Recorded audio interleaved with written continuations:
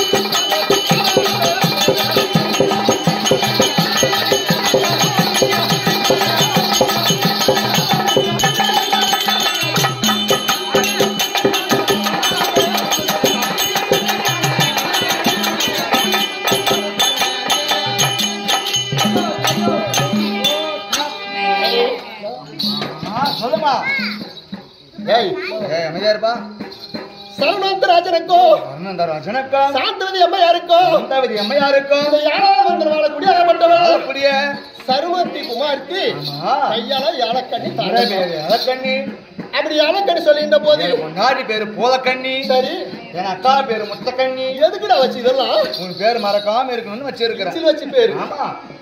அப்படி நான் யாழக்கண்ணி சொல்லின்ற போது எனக்கு இருப்பதோ 10 அழகு. எனக்கு கூட இருக்குதுமா 13 அழகு. என்ன அழகு? உன்னோட 3 அழகு அதிகமா இருக்குது. சொல்லு பார்க்கலாம். 10 அழகு உங்களுக்கே தெரியும். ஆமா. நான் 3 அழகு மட்டும் சொல்லிடுறேன். சரி சொல்லு. ஒரு மூஞ்சலகம், இன்னொன்னு நெஞ்சலகம், இன்னொன்னு குஞ்சலகம்.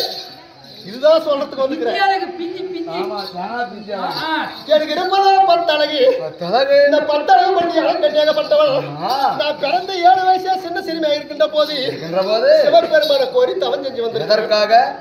எதுக்கு தவம் தெரியுமா? சொல்லுமா. ஒரு வீடு வாசல் கட்டணும் தவம் கிடையாது, ஒரு தோப்பு தோறும் வாங்கணும் தவம் கிடையாது, ஒரு நிலநீர் வாங்கணும் தவம் கிடையாது, ஒரு நெட்டு வாங்கணும் தவம் கிடையாது. சாமி எனக்கு இருப்பதோ 10 அழகு. கண்ணுக்கு அத்த கணவரோட ஒரே நாள் வாழ்ந்தாலே போதும் சொல்லி. ஆனா எனக்கு இருப்பதோ 10 அழகு. 12 அழகுப்படுத்த ஆன்மானம் வளர்க்கணும். எத்தனை வயசுல? 7 வயசாவே. கேட்டியா அனுமண்டாச்சியா? 7 வயசுலயே ஆம்படியானுக்கு ஆசைப்பட்டுக்கிறான். அப்ப இப்ப எத்தனை வயசு ஆகுது? இப்ப 20 வயசு. 20 வயசுல எத்தனை பேரும் சொல்லுமா. சிவபெருமான கோயில் தவம் செய்யும் போது சிவபெருமான் என்ன சொன்னார் தெரியுமா? நீ எப்படி என்ன போல தவத்துக்கு வந்திருக்கிறியோ காட்டபுத்திர மகாராஜருக்கும் முந்தியம்மனுக்கும் பிறந்த உலகத்தில் இருக்காரு. ஆமா 5 பேருக்கு நடுப்பிறந்தோடாக அர்ஜுன ஒருவனை தவிர யாருக்குமே 12 அளவு இல்லை என்று சிவபெருமான் கொடுத்து வரும். சிவபெருமான் எனக்கு அறிகுறி சொன்னாரு. எப்போ 10 வயசுல. நான் என்ன கேட்டேன், சாமி எத்தனையோ பேர் போறார்கள், எத்தனையோ பேர் வந்து நிற்கிறார்கள், அவர்தான் அர்ஜுனன் சொல்லி எப்படி பார்ப்பது கல்யாணம் செய்யுது என்று கேட்டீங்க. 12 அழகு அவருக்கு எப்படி கீதுன்னு எனக்கு தெரியும்.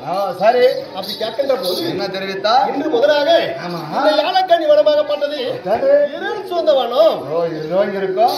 அந்த அர்ஜுனாகப்பட்டவர் காடு வைத்ததே உண்டானா காய்க்காத மரமெல்லாம் காய்ச்சி விடும், ஊர்க்காத மரமெல்லாம் பூர்த்தி விடும், இருட்டாருக்கு வனமாகப்பட்டது வெளிச்சாகும். ஒரு ஜோதி இருந்தாலும் ஒரு ஜொங்கு மரம் இருந்தாலும் 10 குட்டி இருந்தாலும் கவிப்பாடி இருந்தாலும் கணவர் வந்து விட்டார் சொல்லி பார்த்து அவரு கல்யாணம் செஞ்சியோன்னு அன்று நாள்ல சொன்னாரு. இன்று நாள்ல எப்படி இருக்குது?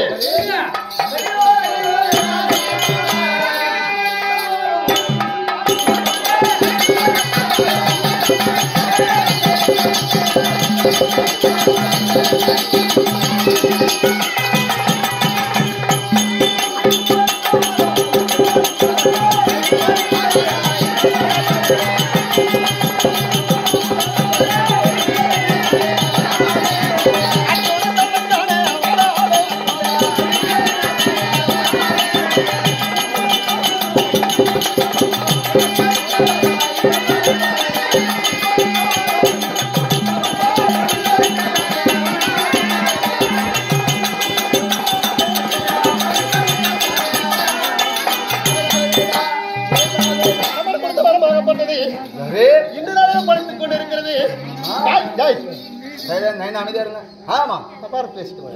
சொல்லமா. காய்க்காத மரமெல்லாம் காய்ச்சிருக்குது, மரமெல்லாம் பூத்திருக்குது. சிவபெருமான் கூட அறிகுறியாகப்பட்டது படித்துக் கொண்டிருக்குது. வந்தா எச்சரிக்கை செய்கிறேன்.